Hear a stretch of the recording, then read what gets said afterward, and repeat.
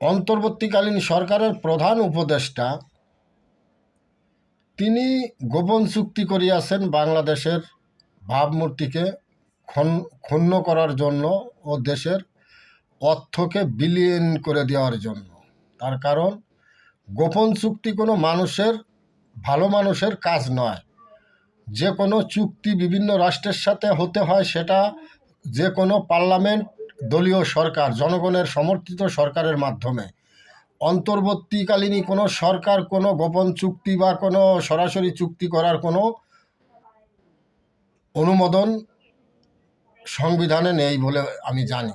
কিন্তু সে কিভাবে এভাবে সংবিধান করে গোপন চুক্তি করলেন? কোনো দলের সাথে যোগাযোগ করলেন না, কোনো দলের সাথে পরামর্শ করলেন না, বাংলাদেশে কোনো বুদ্ধিজীবীদের সাথে পরামর্শ করলেন না, কোনো রাজনীতিবিদদের সাথে পরামর্শ করলেন না। তাহলে তিনি গোপন চুক্তি করলেন কেন?